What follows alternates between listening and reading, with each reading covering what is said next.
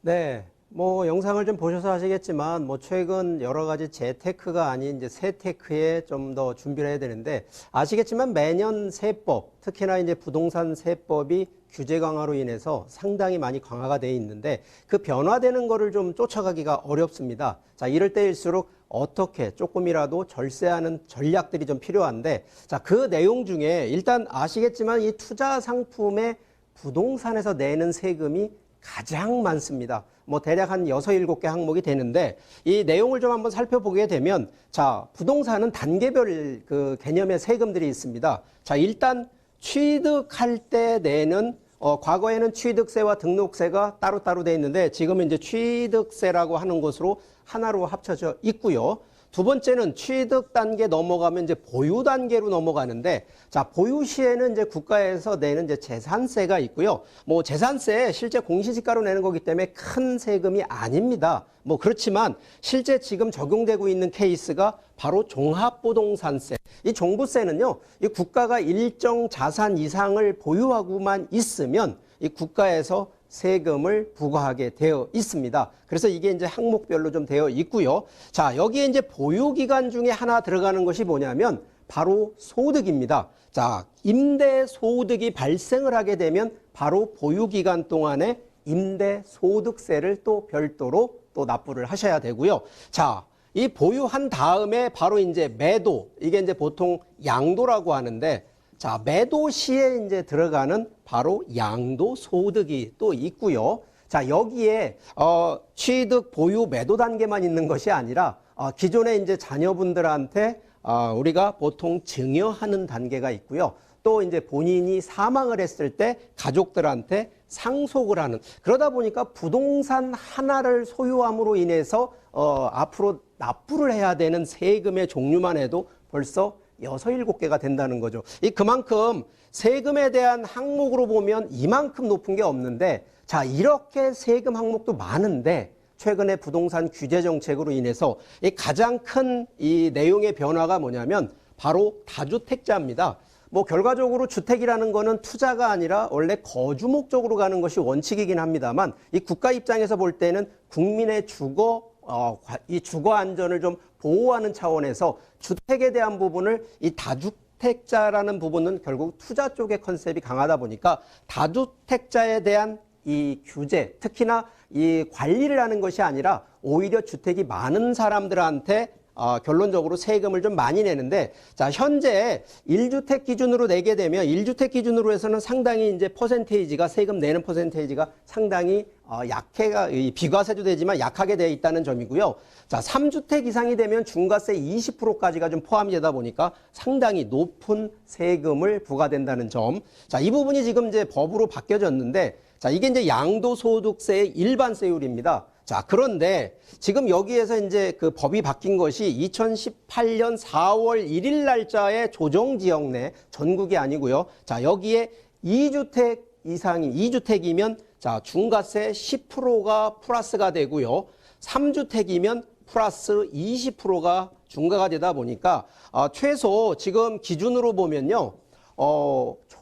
우리가 지금 5억 원 초과라고 하는데 양도소득을 5억 원 이상 초과가 되면 기본세율이 42%인데 주택이 3개 주택이 있을 때 하나를 매도하신다. 그러면 결과적으로 20%가 되니까 62%를 세금을 내게 되는 이러한 결과가 나와서 자, 이렇게 세금을 다 내실 거냐. 자, 그래서 이제 많이 이 절세를 해야 되는 전략들이 나오는데 그 중에 하나가 주택 같은 경우에는요. 우리가 보통은 비과세를 받는, 그래서 국가가 의무와 책임을 져주는 바로 1주택을 가지고 비과세를 그 비과세에 대한 내용으로 이제 한번 이 절세를 하라는 얘기를 드리고요.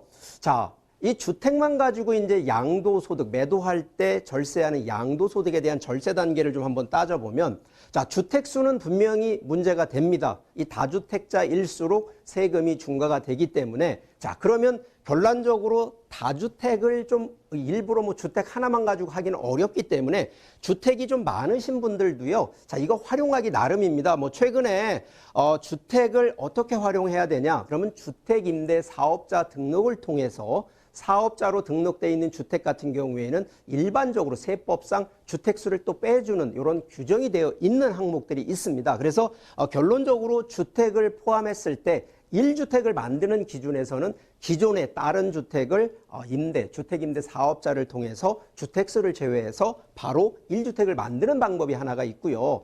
어쩔 수 없이 2주택이라 하더라도 또 하나가 바로 이 배우자한테 같은 증여를 통해서 공동 소유를 통한 이 바로 양도소득세를 좀 낮추는, 그래서 절세를 하는 방법들이 좀 있고요. 자, 여기에 기본적으로 이제 또 하나 가야 되는 것이, 우리가 이제 보통 자녀분들이 성장을 하게 되면 어차피 본인 한 세대 안에 주택수가 많아지게 되다 보니까 자녀를 세대 분리를 통해서 주택 하나를 증여를 한다 그러면 바로 이 세대원 되고 계신 바로 자녀분은 1주택이 되는 바로 이러한 결과를 또 활용하시면 되고요. 자, 양도소득세에서 이거 대부분 좀 무시하는 경우들이 좀 많은데, 하나가 뭐냐면, 자, 이 보유하는 기간 동안 해놓고 보유하는 동안에 여러 가지 이 양도소득세를 좀 공제받는 비용들이 좀 있습니다. 바로 이러한 비용들을 우리가 보통은 그냥 다 영수증 같은 거 보관을 안 하거든요. 자, 이게 지금 현재 기준으로는요. 자, 세금 계산서하고 현금 영수증이 처리돼 있는 것만 공제받는다는 걸 하셔서 기간, 예를 들어서 5년을 보유하든 10년을 보유하든 그 기간 동안에 지불됐던 바로 세금 영수증과 현금 영수증을 증빙만 하시면 바로 100% 양도소득세에서 공제된다는 점까지 좀 잘 한번 체크를 하시면 좋겠고요. 바로 또 이게 1년 중에, 자, 우리가 매도를 할 때요, 보통은 이익 난 거, 양도소득이 발생된 이익 난 것만 매도하시려고 그러고 손해 난 거는 안 파시려고 그러세요. 근데 중요한 게, 손해 났더라도 나중에 이익이 나면 이익 날 때 매도를 하시면 되지만, 결론적으로 부동산 중에는 이익이 안 나고 계속 손실만 되는 거, 어쩔 수 없이 끌고 갈 수밖에 없는 이런 부동산도 있습니다. 자, 이럴 때에는요, 오히려 1년 안에요, 이익이 난 부동산과 손해 난 부동산을 같이 매도를 하시면 바로 양도소득세 신고를 할 때 두 개를 합산을 해줍니다. 자, 이 얘기는요, 이익이 난 이익분과 손해가 난 손해분을 합산을 하게 되면, 뭐 예를 들어서 정확하게 딱 제로가 나오면 제일 좋겠습니다만, 그래도 이익 난 분에 대해서는 당연히 양도소득을 내야 되지만, 세금을 내야 되지만, 손해 난 거는 세금을 안 내거든요. 그런데 이게 합산이 되면 기존의 이익 난 거분에 대한 부분을 상당히 많이 세금을 절세한다는 점까지 이해하시면 되고요. 자, 이 부분 요즘에 또 이제 많이 이혼들이 좀 많이 성행을 하는데, 이혼하실 때 이거 재산 분할 청구권을 좀 많이 활용하시라는 얘기를 드립니다. 자, 이거 하게 되면요, 양도소득세 이 절세 항목이 들어갑니다. 그래서 일반적으로 위자료 받을 때 그냥 부동산 주택 하나, 아파트 하나 그냥 받지 마시고요. 꼭 재산분할 청구권을 활용하셔서 좀 소득 절세를 좀 하시면 되겠고요.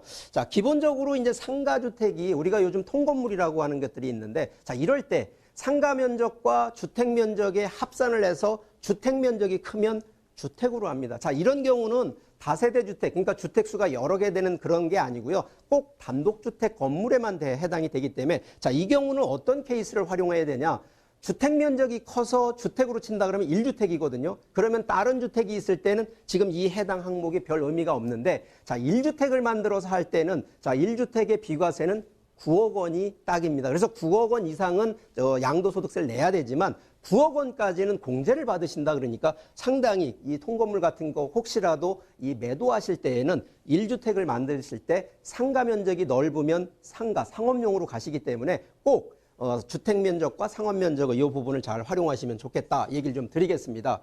자, 두 번째, 이 종합부동산세도 안 내는, 결과적으로 자산이 커지면 당연히 세금은 내는 건 맞습니다만, 자, 종부세 기준으로 볼 때 바로 이 토지, 주택, 상업용 이 세 가지 상품으로 잘만 분산하신다 그러면 종합부동산세 안 낼 수도 있습니다. 자, 그 케이스가요, 지금 아까 제가 정부에서 국가에서 정해놓은 커트라인이 있다는 것이 뭐냐면, 주택 같은 경우에는 1주택을 9억 원으로 제한을 하고요, 2주택 이상이면 6억 원 이상, 그러면 결과적으로 이거는 거래가가 아니라 공시가 기준으로 6억 원 이상이 되게 되면 이 부분에 대한 우리가 종합부동산세를 내야 되고요. 바로 토지 같은 경우는 공시지가 5억 원 이상, 일반 이 건축물 부속 토지 이를 합산해서 들어갈 때는 80억 원 이상이기 때문에 예를 들어서 30억 원을 보유하고 있는 분이 주택과 토지와 상업용에 어디에 분산을 하느냐에 따라서 종부세가 얼만큼 많이 내느냐 적게 내느냐가 바로 이 분산 투자, 특히 포트폴리오 투자의 결과다라고 설명드릴 수 있겠고요.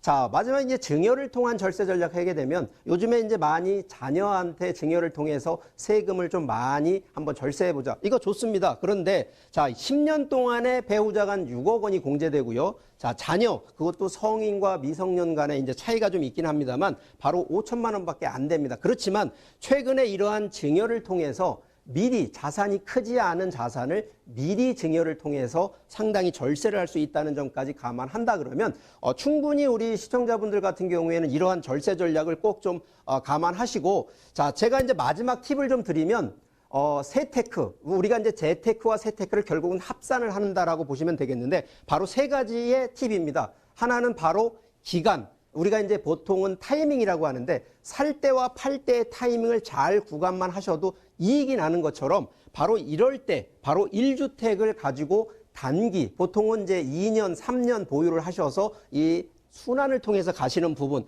그리고 최근에 단기 쪽으로 가시게 되면 뭐 아무래도 짧게 가져가다 짧게 매도를 하시는 쪽이기 때문에 금방 수익률이 올라가는 건 이제 역세권 위주 쪽이다라는 부분이기 때문에, 그리고 이제 중단기로 중장기로 가실 때에는 아무래도 이 주택임대 사업자 등록을 통해서 좀 더 뭐 세제 혜택도 받지만 여러 가지 지금 아까 말씀드렸던 절세하는 방법들을 충분히 구사할 수 있고요. 자, 두 번째는 바로 지역입니다. 부동산은 말 그대로 움직이지 않는 동산이거든요. 그렇기 때문에 지역 선택이 중요한데 뭐 저희는 뭐 개인적으로는 아직까지는 서울권 위주로 좀 더 많이 투자나 이런 관심을 가져야 되고, 마지막 팁이 바로 상품입니다. 좀 전에 종합부동산세 이 얘기를 드렸듯이 바로 부동산은 하나가 아니라 토지, 주택, 상업용 이 세 가지 상품을 골고루 분산을 잘만 하신다 그러면 충분히 그러고요. 바로 이 세 테크에서는 양도 차익이 작은 거부터 또 이 매도하는 이런 부분들도 보시고요. 1년 기준 합산해서 합쳐서 한번 이 양도소득세 특히 신고하실 때 감안하셔서 하신다 그러면 충분히 세테크도 활용할 수 있다는 점 설명드리겠습니다.